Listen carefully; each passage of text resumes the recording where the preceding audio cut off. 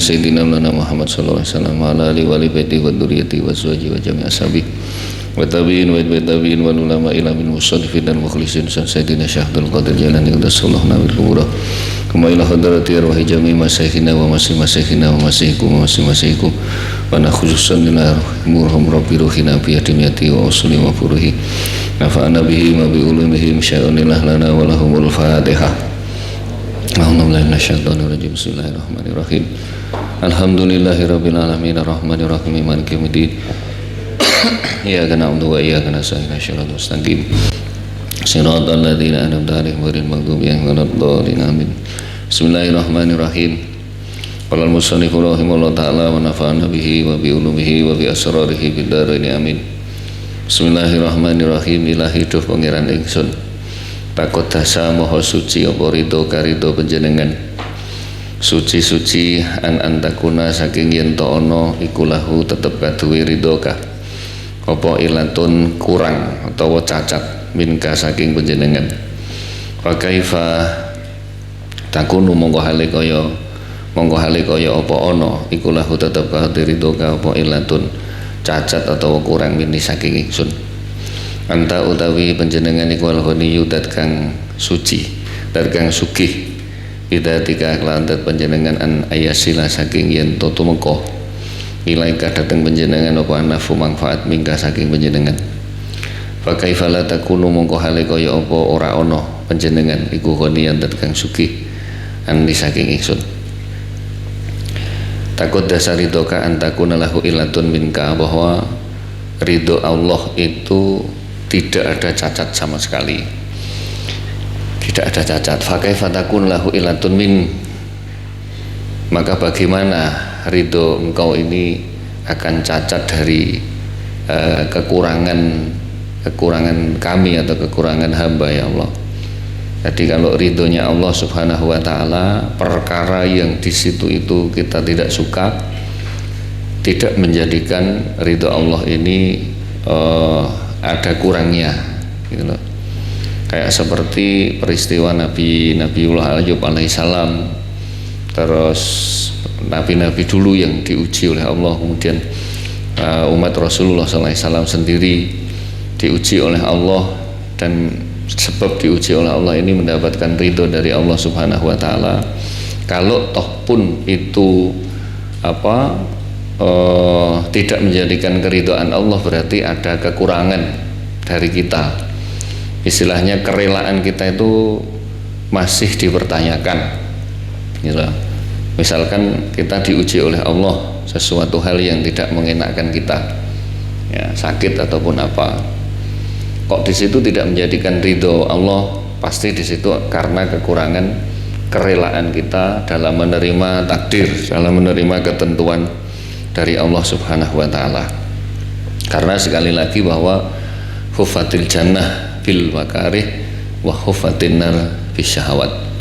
Surga Allah itu dikeringi oleh sesuatu yang kita benci, kita nggak suka.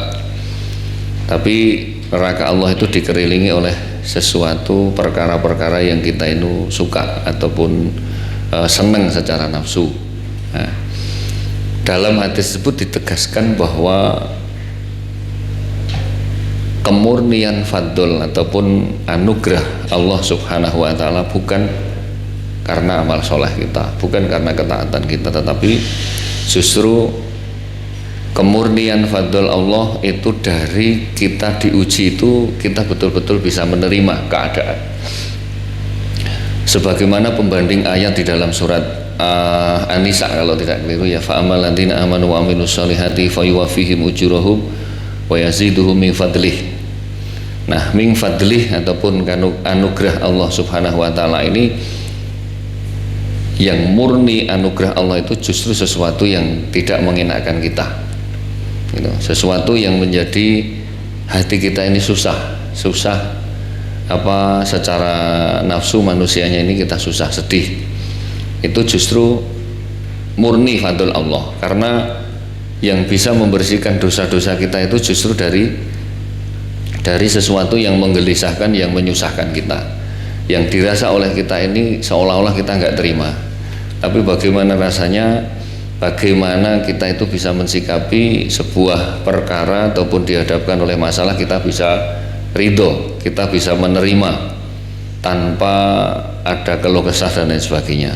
Nah ini betul-betul fadl murni, itu fadl Allah. Itu takwil dari hadis Rasulullah SAW tadi itu, hufatil jannah bil makarih. Jadi surga ini dikelilingi oleh sesuatu yang kita nggak suka, yang menjadikan Allah subhanahu wa ta'ala ini heran. Sebagaimana pernyataan dalam satu hadis yang lain, Rasulullah dawuh, ajiba rabbuka min qaumin yuqaduna ilal jannah wahum ashabul qurub wasyadaid. Allah ini betul-betul takjub, heran lah.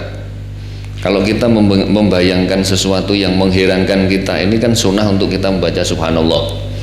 Misalkan ada peristiwa pesawat gogrok, terus neng kono ada seorang bayi yang selamat, itu orang kok muni terus, edan ono cah cilik selamat itu.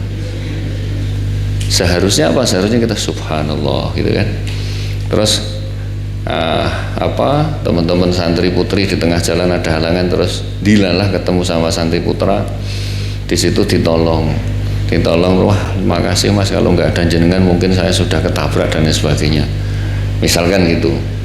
Nah, kejadian-kejadian yang luar biasa ataupun sesuatu yang kita terima itu nikmat, maka itu disunahkan untuk kita membaca subhanallah. Ora kok malah edan ono cah cilik mbah selamat, ora mati kabeh do mati penumpange, ono cah cilik ora. Itu lah sing edan sapa lah sing ngomong edan. Gitu ya. Tadi takut dasar itu ka'antakuna lahu ilatun, sama sekali tidak ada kekurangan ridho Allah. Fakai fatakuna lahu ilatun minni, bagaimana kalau jenengan Allah ini ridho sama saya, sama hamba ini Allah, saya ini pun juga tentunya akan memberikan satu respek yang seharusnya itu sama. Perbandingannya begini, kalau kita itu menerima sesuatu yang menggembirakan, maka kita belajar untuk bisa menerima sesuatu yang tidak mengenakkan ataupun tidak menggembirakan. Misalkan diputus oleh calon jenengan atau bagaimana, itu ya Allah mungkin maksud engkau ini akan memberikan seorang Arjuna yang lebih baik daripada dia, mungkin kan gitu. Ya artinya tetap yang namanya husnudzon sama Allah ini sebuah keharusan ataupun sebuah kewajiban, itu begitu. Jadi jangan sedih lah gitu loh. Ya dinikmati aja seperti itu, belajar untuk menikmati sesuatu yang enggak enak gitu loh. Ya kayak wong nek umpamane lara ngombe obat dan lain sebagainya, minum jamu yang pahit dan seperti itulah gambarannya kurang lebih. Antal ghani bi dzalika an ayasila ilaika naf'u minka fa kaifa la takunu ghaniyan anni wallahu ghaniyun wallahu innallaha ghaniyun. Banyak sekali kalimat-kalimat al-ghani di dalam Al-Quran itu yang mengatakan bahwa antal ghaniyu bidzatika an ayasila ilaika naf'u minka fa kaifa. Jadi apa yang menjadikan Allah ini ridho, ada manfaat yang diterima oleh makhluknya, ya, manfaat yang diraih atau yang didapatkan oleh makhluk ini enggak ngaruh kepada zat Allah. Zat Allah tetap mulia, zat Allah tetap tidak membutuhkan pujian kita. Kamu itu mau muji saya ataupun enggak ngaruh gitu loh, seperti itu. Terus pakai falatakunu ghaniyan anni, terus bagaimana kalau seandainya jenengan itu sudah zat yang di situ itu enggak butuh pujian kita, enggak butuh terima kasih kita, latakunu ghaniyan anni. Terus kalau seandainya kami ini enggak berterima kasih sama engkau, kok oleh kebangetan kita ini ya Allah. Nah itu begitu. Ilahi duh pangeran ingsun tumuhul amali utawi pengarep-ngarepe angen-angen iku ket khobat teman-teman tuno ila ilaika kejaba dateng panjenengan wa uquful himami utawi netepi utawi oleh netepi pira-pira sejuk iku taat tolat teman-teman dadi suwung apa uquful himam ila alaika kejaba dateng panjenengan wa madzahibul ma'arifi utawi pira-pira dalane makrifat iku qadin saddat teman-teman buntu apa madzhabul ma'arif illa ilaika kejaba panjenengan, kejaba dateng panjenengan. Jadi pengharapan-pengharapan itu akan sirna, akan mengalami kerugian ketika mengharapkan angan-angan itu akan mengalami kerugian kecuali ditujukan kepada engkau. Misalkan seseorang mengharapkan seseorang yang lain dengan satu tujuan, bisa lebih dekat dan sebagainya. Kalau umpamanya angan-angan ini tidak sesuai, maka akan menjadi kekecewaan hati kita. Tetapi kalau angan-angan itu kita tujukan ke Allah, ya Allah, kalau memang dia ini jodoh saya, please ya Allah dekatkanlah dia. Kalau dia memang bukan jodoh saya, tetap please dekatkan. Jadi rada ndregil gitu. Nggak apa-apa, wong itu sah-sah saja kan, tujuannya ke Allah bukan ke si A atau si B. Itu gitu. Cuman untuk memilah hati kita itu ke Allah, misah dari seseorang ataupun sama makhluk Allah, dialihkan ke Allah, ini yang tidak mudah. Yang tidak mudah. Pasti berpengharapan kita tidak akan mengalami kekecewaan kecuali kita tujukan kepada Allah Subhanahu wa taala. Tapi kalau kita tujukan kepada makhluk Allah, siap-siap untuk menerima kekecewaan. Itu ya. Wa madahibul ma'arif qaddin saddat ila ilaika. Kemudian jalan untuk menuju ke ma'rifatullah itu pun akan terbuntu atau mentok. Ya, tidak bisa terus kecuali ditujukan kepada Allah Subhanahu wa taala. Ma'rifat Allah secara sederhana bahwa pelajaran al-ihsan ini yang paling yang menjadi dasar tiga pilar di dalam agama Islam, al-iman, al-islam, kemudian al-ihsan. Al-ihsan dasarnya adalah man arafa rabbahu arafa nafsahu. Barang siapa yang kepingin mengenal Tuhannya, maka kenalilah dirinya sendiri. Gitu ya. Orang ataupun hamba tidak mudah menjadi seorang hamba yang sesuai dengan kodrat seorang hamba. Misalkan tangan ini kita gunakan untuk apa? Sesuai dengan perjanjian kita kepada Allah. Semualah anggota badan kita itu sesuai dengan perjanjian kita pada Allah adalah qalu bala syahidna alastu birabbikum qalu bala syahidna. Kalau kita sudah belajar untuk menjadi seorang hamba yang sesuai dengan kodrat Gusti ataupun sesuai dengan ketentuan Gusti Allah, maka akan lebih mengenal Allah Subhanahu wa taala. Itu seperti itu. Misalkan tangan itu kita gunakan untuk menolong orang lain tanpa ada embel-embel apapun. Kita menghormati orang tua, itu kita mengenalkan diri kita ini kepada kekuasaan Allah. Kita baik sama tetangga, sama teman dan sebagainya, sebetulnya kita belajar untuk mengenal Allah Subhanahu wa taala, bahwa surah yang kekuasaan Allah ataupun surah zat Allah di alam dunia itu dimanifestasikan wujudnya Rasulullah SAW. Kita mengenal Rasulullah SAW berarti secara otomatis kita mengenal Allah. Kita mengikuti Rasulullah berarti kita akan dicintai oleh Allah Subhanahu wa taala. Nah, itu seperti itu. Semakin kita cinta kepada Allah, justru semakin kita itu diuji oleh Allah. Karena banyak sekali orang di lingkungan kita itu yang wah aku tak ewangi ibadah gini tak ewangi tahajud dan sebagainya, ndonga wiritan ini kok ya ora jebol-jebol to ya, misalkan gitu. Nah, semakin kita itu mendekatkan diri kepada Allah, waspada semakin kita ini akan diuji oleh Allah Subhanahu wa taala. Jangan kita request sama Allah, minta ya Allah semoga si A ini yang saya harapkan menjadi pendamping saya untuk selamanya dan lain sebagainya. Itu kok umpamane kok diijabah sama Allah gitu ya. Kok umpamane diijabah sama Allah, ya siap-siap. Paketan ini berarti akan kita dapatkan. Paketan si A sebagai pendamping kita ini konsekuensinya kita harus menanggung semuanya, sebagaimana orang tua kita, sebagaimana para guru-guru kita, sebagaimana Rasulullah SAW sendiri ketika beliau dinikahi oleh Ibu Khadijah. Bahkan Ibu Khadijah ini kan dalam satu riwayat 2/3 kekayaan kaum Bani Israel itu dimiliki oleh Ibu Khadijah. Ada bulian dari orang-orang kafir Quraisy, Khadijah, hartamu akan dihabiskan oleh Muhammad untuk menyebarkan ajaran-ajarannya. Seperti itu. Tapi bagi Dewi Aisyah bukan itu harapannya hanya kepada ridho Allah Subhanahu wa taala. Sekalipun harta beliau itu sampai habis untuk menyiarkan agama Allah Subhanahu wa taala. Nah, ini yang madzhabul ma'arif qatin sadat ila ilaika. Kalau kita tujuannya ke sesama makhluk, maka kita tidak akan bisa tembus ke atau mengenal Allah Subhanahu wa taala. Tapi kalau tujuan kita itu menolong orang, kemudian berbuat baik kepada orang tua kita, dengan guru kita dan seterusnya, maka semakin kita ini masuk ke dalam, maka semakin kita ini akan mengenal betapa rahmat Allah ini luas sekali. Ya, itu. Inilah hidup pengiran kita. Madza wajadah, madza utawi apa iku wajada nemu sapa man fakdaka ing kasepen panjenengan. Wa ma utawi apa iku alladzi wong fakdaman fakoda kang kasepen sapa man fakoda kang kasepen alladzi iku alladzi wong fakoda kang kasepen sapa man wong wajada kang nemu sapa man ing panjenengan. Lakot khoba mongko teman-teman tuno sapa man wong radiya kang rido sapa man kang lila sapa man dunaka ing sakliyane panjenengan badalan hale dadi ganti. Walakot khosiro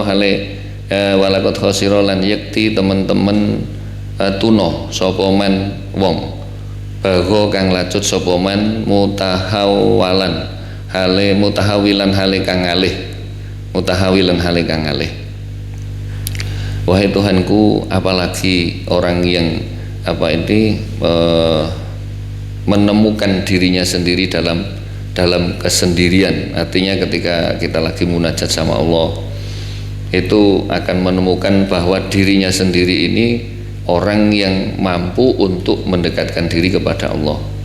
Wa mal ladzi faqada man wajadaka laqad khaba man radiyadunaka badalan. Tetapi ketika kita munajat Allah dengan tujuan bukan kepada Allah, maka kita akan menemukan apa yang kita tuju itu bukan zat Allah. Walaqad khasira man bagha anka mutahawilan, dan akan mengalami kerugian ketika orang ini munajat sama Allah tidak menuju kepada Allah tapi dialihkan kepada selain Allah, pasti akan mengalami kerugian. Ilahi wallahu ta'ala bissawab. Al-Fatihah. Bismillahirrahmanirrahim. Alhamdulillah. Ar-Rahmanir-Rahim Maliki yaumiddin iyyaka na'budu wa iyyaka nasta'in Shiratal ladzina an'amta 'alaihim. Bismillahirrahmanirrahim. Qala al-musannif rahimahullah ta'ala wa nafa'ana bihi wa bi ulumihi wa bi asrarihi fid dharain amin. Bismillahirrahmanirrahim. Wa qala lan ngendika sapa Al-Fasi, Syekh Fasi Muhammad Mahdi Al-Fasi fi syarh dalail ing dalam syarah kitab Dalail.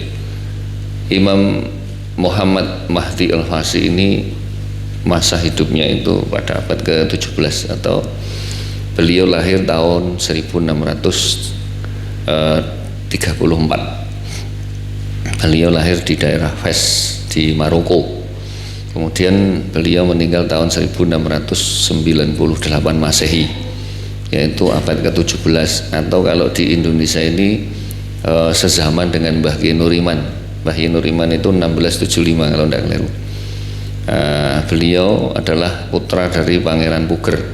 Pangeran Puger atau Amangkurat III itu dulu waktu kecilnya itu diasuh, dititipkan oleh Amangkurat II Kerajaan Mataram kepada seorang kiai di daerah Gedangan Sidoarjo, namanya Ki Abdullah.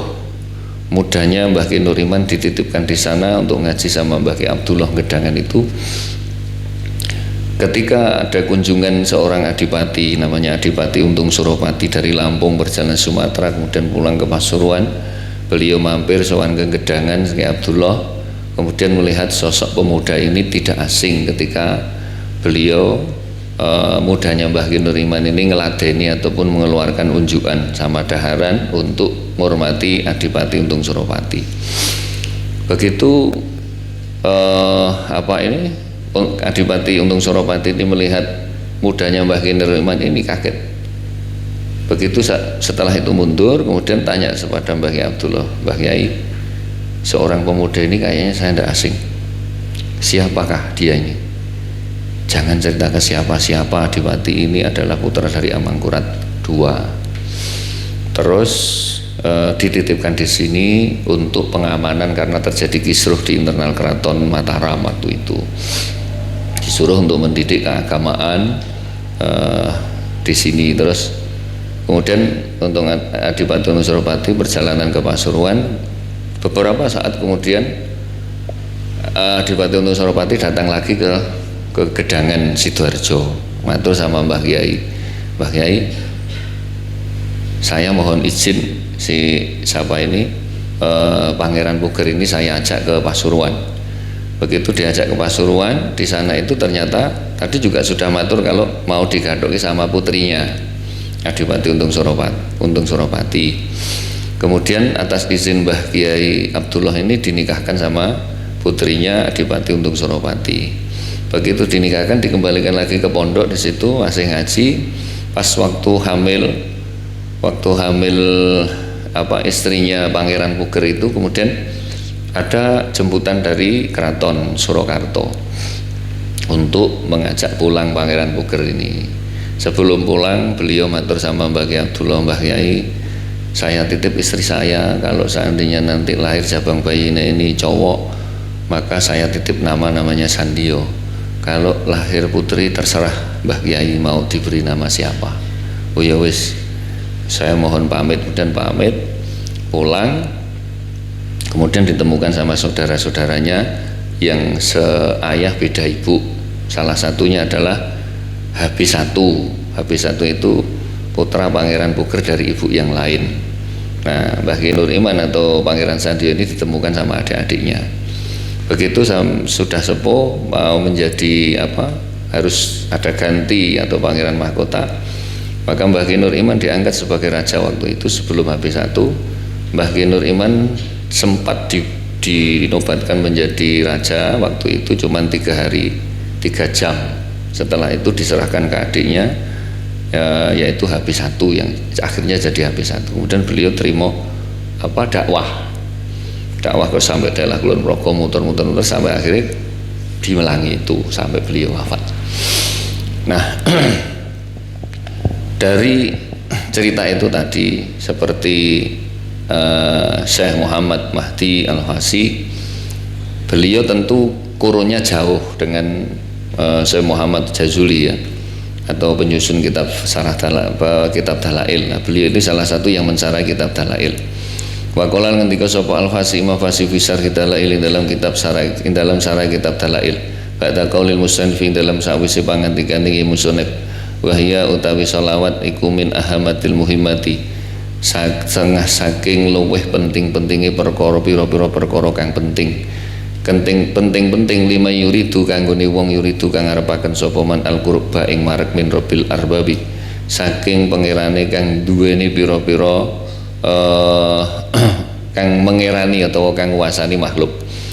Wajha ahamiyatis sholati, nyatane wajah luweh penting-pentinge sholawat ngala Nabi ngatasi Gusti Kanjeng Nabi Muhammad sallallahu alaihi wasallam fi hakiman ing dalam hae wong yuridu kang ngarepaken sapa man al-qurba ing marek min maulahu saking bendarane man min wujuhin saking pira-pira wajah. Jadi beliau mengomentari di dalam kitab Dalail, sarah kitab Dalail, bahwa ahammal muhimmat atau salawat ini termasuk perkara-perkara yang paling penting-pentingnya, perkara yang penting bagi orang yang untuk mendekatkan diri kepada Allah Subhanahu wa taala, yaitu salawat fi haqqi man yuridul qurba min maulahu min wujuhin. Jadi rahasia kalau kita itu mau baca salawat apapun itu, kalau kita lagi baca salawat jangan sampai kita itu duduk seenaknya. Kalau bisa kita baca salawat, entah itu salawat Jibril atau salawat nariyah atau apapun, sebisa mungkin kalau kita duduk itu ya sampai selesai. Misalkan kita baca salawat Jibril 10.000, ya jangan sampai geser. Kalau kita geringgingen atau kesemutan ya ditahan, nanti akan hilang sendiri. Gitu loh. Saya pernah diijazahi sama waktu itu ijazah amah, ijazah umum sama Mbah Kiai Khalil Fisri atau abahnya Kemenak yang sekarang itu, atau abahnya Gus Yahya ketua PBNU. Waktu hol Mbah Kiai Munawir di Krapyak, sapa wong sing kepengin duwe bojo mula maca selawat Jibril ping 15.000 sekali lingguh, sekali duduk. Gitu loh. Ini sudah saya tajribah saya sudah jajal, wis nyoba, dan apa yang menjadi request saya diijabahi sama Allah. Tapi ya itu tadi, harus siap untuk menerima paket dari seorang istri ataupun seorang suami. Paketnya apa? Tidak ada bocoran, gitu ya. Jadi kalau jenengan kuat duduk membaca sholawat 15.000, ya insya Allah requestnya jenengan terjawab nanti. Nah, itu tawasulnya kepada Rasulullah SAW, kemudian malaikat Jibril, kemudian orang yang dituju atau siapapun lah, pokoknya engkau kirimkan bidadari surgamu ya Allah, misalkan gitu, Al-Fatihah misalkan. Ya sudah, nanti akan ketemu, wallahu alam sebab musababnya apa, nggak tahu. Itu begitu, karena apa yang saya alami dulu, saya kalau bisa bacanya itu nggak ada atapnya, di kayak cor-coran itu. Saya dulu bacanya di atas cor-coran. Waktu itu belum dibangun rumah, belum diatapi yang lantai 2. Itu 4 orang ya. Yang terjawab duluan itu teman saya, kemudian nomor 2, saya nomor 2, kemudian ini semuanya itu teman main kampung gitu ya. Teman saya dulu, kemudian saya nomor 2, kemudian yang satunya lagi ini masih saudara, anaknya bibi saya, terus yang terakhir itu adik saya. Semuanya sudah terjawab dengan 15.000 bacaan sholawat. Kalau enggak kuat ya latihan dulu 10.000. Saya kalau baca sholawat Jibril per 1000 itu antara 5 sampai 6 menit gitu ya. Jadi kalau jenengan bacanya itu Sallallahu ala Muhammad, Sallallahu ala Muhammad, Sallallahu ala Muhammad, mulai ba'dal ngisak sampai duhur belum selesai ya. Bacanya Sallallahu Muhammad, Sallallahu Muhammad, Sallallahu Muhammad, Sallallahu, saat cepet wis. Kok sing penting pokoknya genah gitu. Nganu kowe le maca salat apa kok celmat. Aku maca sholawat Sallallahu ala Muhammad kok celmat piye. Mungkin temennya denger saking cepetnya jadi kerungune celmat. Gitu ya, itu bertahap. Kalau enggak kuat ya bertahap. Ya, ijazah yang 20.000 untuk masalah rezeki, masalah perkara yang besar, itu 20.000 sekali duduk, dan tidak boleh dibagi. Jadi nek umpamane hajate apa itu jenengan nyari pendamping, yaitu baca 15.000 sendiri, nggak boleh rombongan ya, harus sendiri. Dan kalau duduknya itu tarobuk silo, ya silo terus sampai selesai. Nah, kalau belum pernah dilatih untuk duduk wiritan, jadi wiritan apapun, kenapa sunnah hukumnya ketika kita sholat makmum ataupun sholat fardu itu jangan sampai geser pantat kita itu dari kita duduk tawaruk atau tahiyat akhir itu. Karena selama kita tidak geser, berarti selama itu pula kita dimintakan ampun oleh malaikatnya Allah Subhanahu wa taala. Itulah begitu. Guru saya Abu Ya Muhtadi pernah menyampaikan, sampeyan nek maca sholawat ojo obah gitu loh. Karena ketika tekukan lutut ini ada itu kayak semacam keringat ataupun basah, itu berarti sudah ada alamat di situ, ada maziyah daripada wiritan sholawat itu tadi gitu.